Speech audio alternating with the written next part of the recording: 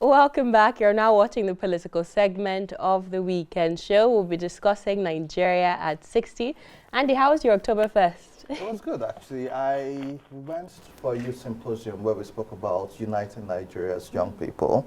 So I worked as usual, but that was good. Yeah. Awesome. What about yours? It was good. I actually had the launch of TOS TV, a Pan-African television network that I've been working on for the past 5.5 years. Congratulations. So we had the soft launch. Thank you so much. We actually have a video. Director, is it ready?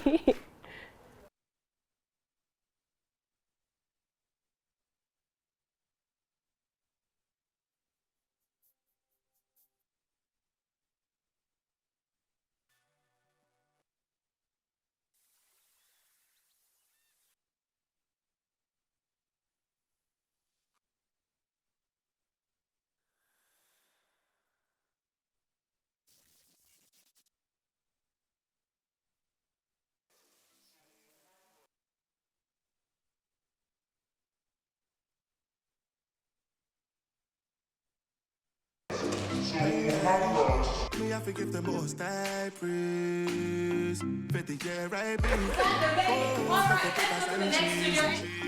and that's what me sing. Hallelujah. Hallelujah. Hallelujah.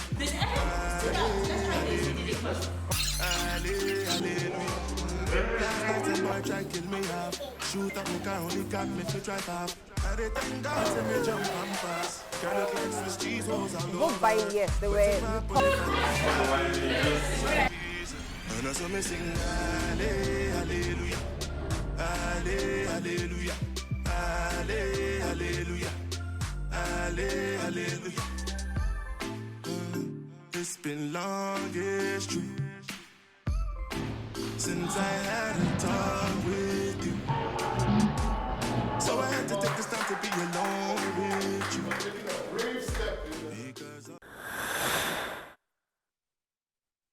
Yeah, so that was the soft launch of TOS TV. So I like it. I think it's brilliant, and congratulations. Thank you. What rang in my head was, I see what we do on the weekend show here, and every weekend we have at least 20 people coming together to make sure this works. And so I was like, this is employment, this is impact for people. So great job. Thank you. However, what else do we expect from the TOS network? TOS Because TV. I know of the Osasu show. Definitely. So what else? So TOS Network is actually an online community. It's a digital-first online community made up of Pan-Africanists invested in the principles of Africa's cultural, scientific, economic, and political restoration.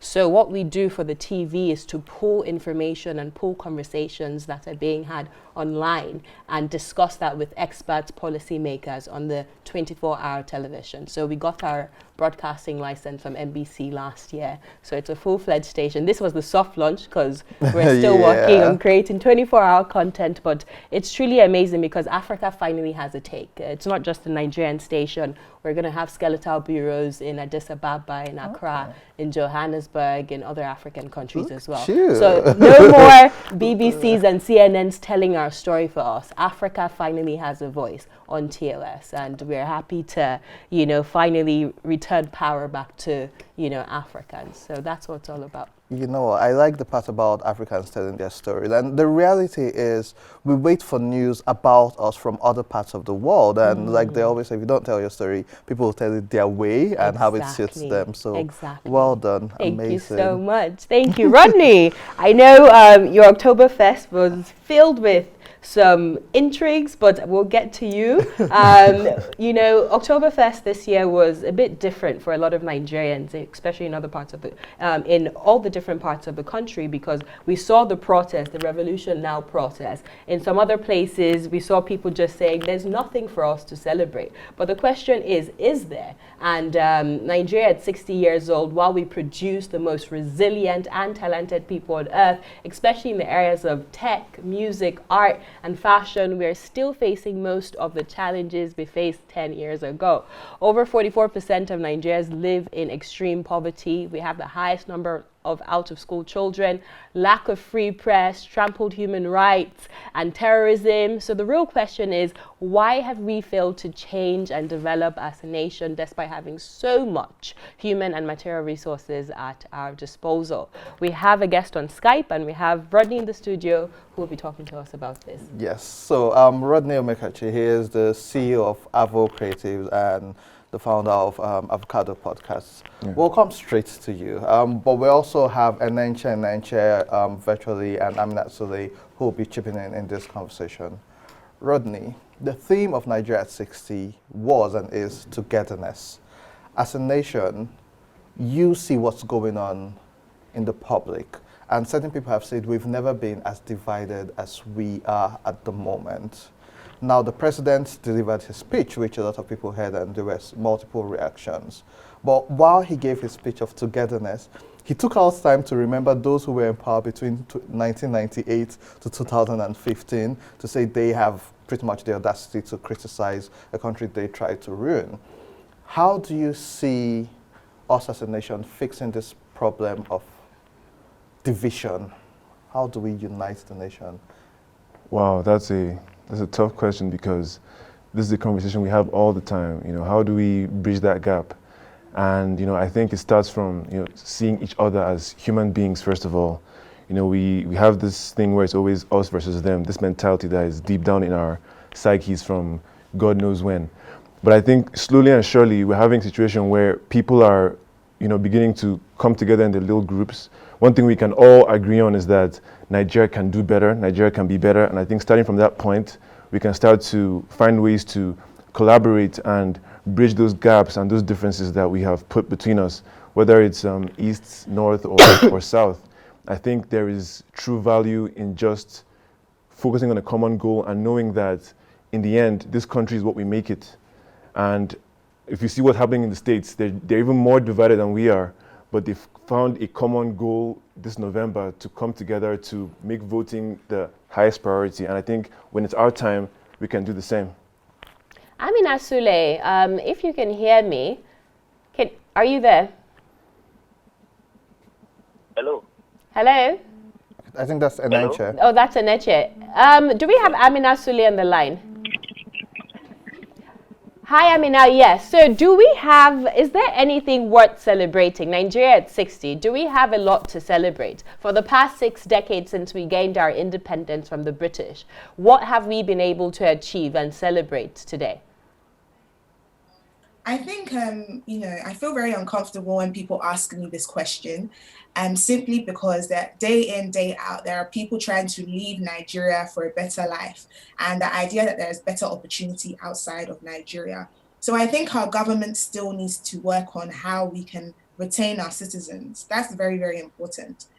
As well as that, I think the most important thing, as you said earlier, there are individuals in Africa, in Nigeria, that are making great achievements, including, becoming phenomenal at what they do across the globe in entertainment, in tech, in fashion. So I think that's something to be proud of, and that's something that we should celebrate at this point in time. So, Amina, do you feel that if the economy is fixed, which means more employment, reduced poverty rate, do you feel fixing the economy is a great step towards uniting the nation? Would that have an impact? I definitely think that will have impact, but that is something that we have been saying for such a long time, that we need to fix our economy. More importantly, we need to educate our people. Our people need to become accountable. So we need to take accountability for us to see change. As people, we must be accountable. Then we can hold our government accountable. Educate our youth. That's something that's very, very important. So they can take advantage of the opportunities that are available to them, and they can compete against their international peers. I think that is something that is very, very important. Governments need to stop. Once a government is done, there needs to be continuity in governance. So once one party has finished their term, we need to see a continuation of what that party has done. You don't just come in and start everything again completely. So I think these are some of the issues that are disrupting Nigeria's growth. And if we can solve those issues, then our economy can start to grow. Enenche, are you there? I'm here. Good morning. I'm here. Hello? Awesome. Good morning and welcome to the show. You've been on our program several times. We've had these conversations, countless times. When do we move, or how do we move from rhetoric to action? Because it seems we know the issues that are plaguing our society. It seems everyone is aware that we have a huge infrastructural deficit, we have high employment, high inflation rate, etc., etc. So when or how do we move from just talking about the issues to actually implementing it? All right. Thank you, my sister, for having me here. I'm someone who is very passionate about Nigeria. And Nigeria's problem, to me, as far as I'm concerned, it's a foundational problem. It's foundational such a way that we've not spoken, they didn't teach us in class. They didn't teach us in school. Let me take you down to know where Nigeria's problem started from. I don't know if I can. I'll just spend the next 30 seconds. Okay. You know, crude oil was they started production, massive production, 15 January 1956 at Olobiri. And at that time, oil determined where the world interest was. Who determined, you understand? So, and that was the time the call for independence was very, very hot. So, British leaving Nigeria in that time was it's like giving out Nigeria's oil out to the south, to the guys, because they got the heat for the call for independence from the guys from the south, more than even the guys from the north. I don't know if you understand. So if you need to go to foundation and know where Nigeria's problem started from. So when they were leaving, they felt comfortable more with the northern guys. It was the oil. Nigeria, this generation must come to know. And it was what the British, when they were going, it was all about their interest, Nigeria's interest, their interest also. So they felt comfortable with the guys in the north and aligned the country in such a way that the guys in the north probably, with their backing. But today, as it is, oil price has gone down. Oil is no longer that stuff that determines war, this thing, but technology and all of that. The Nigerian Civil War, we came in, we went to the war and came out. We did not discuss the war in school. The war to me is not even about the Nigeria, which was oil interest, because we saw where those are against the war and those are for the war. We saw where all of them how they participated in the war. So Nigeria's problem is foundational. Until we go back to the foundations of Nigeria to ask ourselves questions, and we allow external influences to be doing all this, we'll keep talking the same thing. We'll talk this year, and this is the way out. Next year, we'll still fall back on it. Enenche, I'm going to interrupt you, and it's good you're here, which is why we brought you here. We've had these conversations about the problems, and you've even taken us back to the foundation. How do you think we can fix this problem, as opposed to us discussing it constantly? What do you think should be the next steps? What I think about the Nigerian state as it is now, Nigeria is a sovereign nation. Largely as a country, our map has not changed, but I think we painfully ceded Bakassi to Cameroon. But what 60 years of this journey, what I think that the way forward we should do as a country, one, we must respect the binding documents that bind this country together, of which federal character is an integral part of that document. Both the current handlers of Nigeria must respect the Constitution of the Federal Republic of Nigeria. That's one. Two, no Nigerian is more Nigerian than the other Nigerian. We are all Nigerians. That's why I'm telling you, if we go back to the foundation of this thing to know where this thing started from, okay, we are indeed together. How do we go out of here? If Nigeria and its current handlers respect the Constitution the way it should be, I don't think many of the things we are saying, we shouldn't be saying it today. We have problems at hand, yes. This is a Nigerian problem, but how do we go about it? Foundationally, to go about this problem, we must know that we must respect the binding document, what binds Nigeria as a sovereign nation. We shouldn't be butchering it and sacrificing on the altar of religion and tribalism. It won't take us anywhere. We have seen where it has taken us to before. I don't want to go back to it again. Okay, Enenche, from what I'm hearing from you, respect of the rule of law and respect of our diversity as a people, as a nation. Let me hear also from Rodney in the studio before we go to our other guest on Skype. So what do you think the solutions are? How do we move the country forward? We've talked. Yeah. We've been doing this for 5.5 years. We've been talking about the issues we've been talking about, but how do we then put this into action? Because as we said, 60 years of independence, I believe we could have been a lot further in our development than we are today. Well, Enenche spoke about foundations, and for me it's a bit different. It's like, I think you will start from a leader who genuinely cares about this topic. Not about the oil, not about the economy, not about a specific aspect of the country. But you have to have a mindset as to how can I make all of this work together as one. And I think from there, if we have such a leader, the right people, the right policies, the right agendas will be set in those directions. But insofar as our leadership picking style is based on sentiments or based on very selfish agendas, I don't think there's any end in sight. It has to start from someone who just, first of all, is credible, who we all believe in, and has that in his mind that this country needs to be brought together. That's what I want to do. That's what I want to achieve. I will, take the sticks and stones. I will take all the risk involved in doing that and attempt and try. And I think when such a person tries, maybe he fails, maybe he succeeds, but then that starts the trend. It's a ripple effect. Others who are seeing that to feel emboldened, to feel inspired, and then it goes like that. So just thinking of the foundation as per how do we go back and look at the things that have gone wrong, it's already done. Looking back at it is only revisionist. I think now someone who understands that past and has it in his mind, whether it's out of love, out of whatever he believes in God, whatever, just that mindset that people are suffering, people are going through the worst every single year. Like the country is designed, I always say this to people on my podcast, I always say that Nigeria is a place that makes it hard to be good. It makes it hard to be your best self. And keeping Let's dig deeper into that. Okay. How is that? Well, wow, where do we begin? You come to the country from anywhere in the world, and you're already met with a crushing pressure, whether it's the humidity or just the idea that things are just hard for no reason.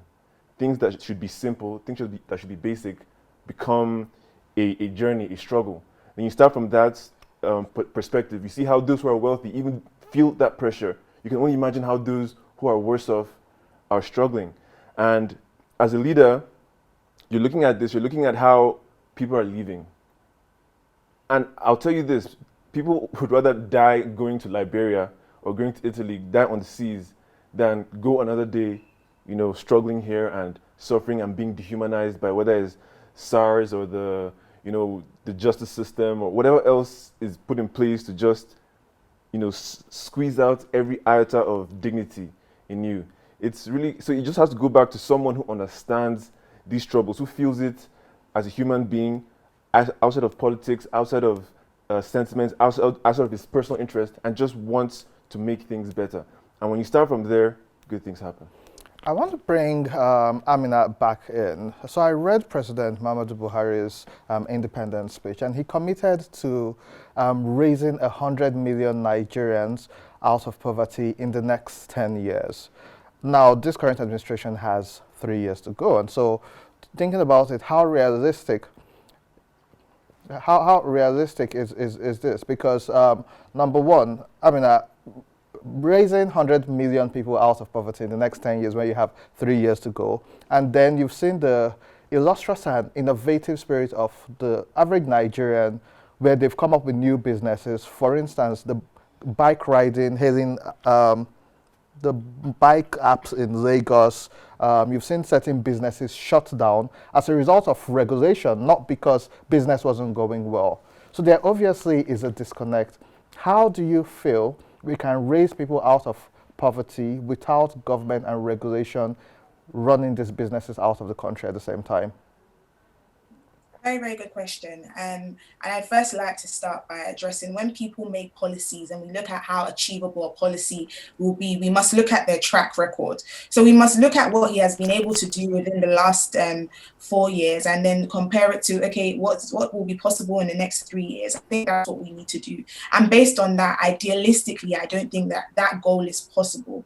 In regards to young people in Nigeria, I think education is very important. There are so many new industries at the moment that are flourishing, and education is where we can now find the fine line as to where we can train our young people.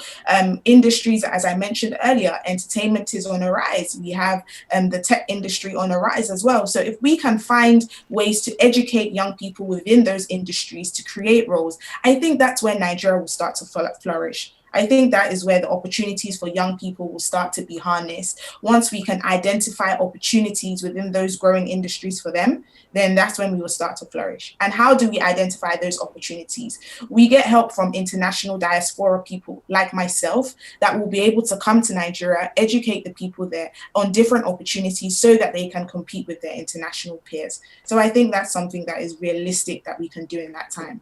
That's a fine place to leave it. Aminat, Enenche, Rodney, thank you three for your time on today's program. As usual, we have the electoral reform segment of the weekend show with Ario and Banky. Take it away.